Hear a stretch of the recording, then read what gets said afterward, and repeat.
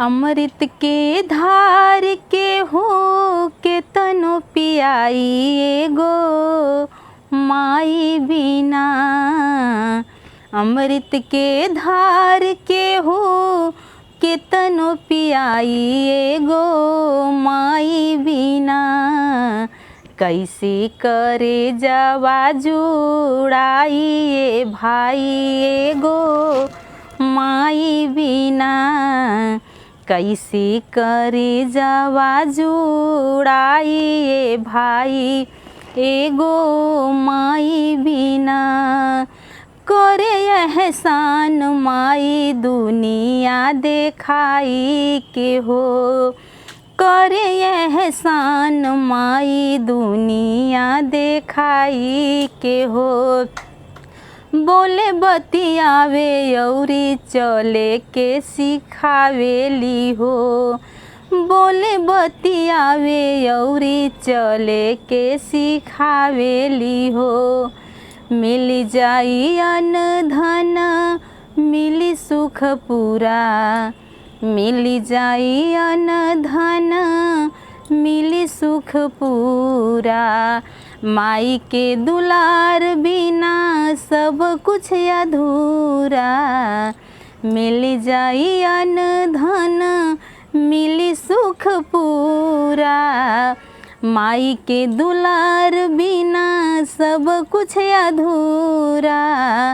अचरा ओढ़ा के हो दूधवा पियाई एगो माई बिना।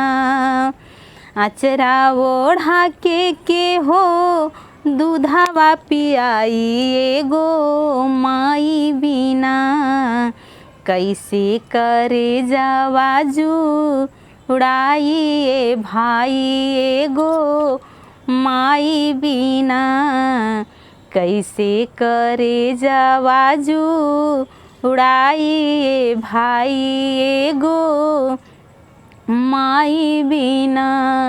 नव माह कोखिया में राखेलू सहेज के।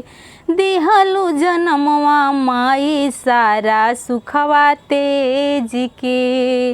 नव माह कोखिया में राखेलू सहेज के। दिहलू जनमवा माई सारा सुखवा तेज के। कैसे गिनाई तोहार केतना उपकार बा। रोवा रोवा माई हो तोहार कर्जदार बा। कैसे गिनाई तोहार केतना उपकार बा। रोवा रोवा माई हो तोहर कर्जदार बा। करके जीवतियाऊ मरिया बढ़ाई एगो माई बिना। करके जीवतियाऊ मरिया बढ़ाई एगो माई बिना। कैसे करे जवा जुड़ाई ए भाई एगो माई बिना। कैसे करे जवा जुड़ाई ए भाई एगो माई बिना। अमृत के धार के हो के तनो पियाई एगो माई बिना।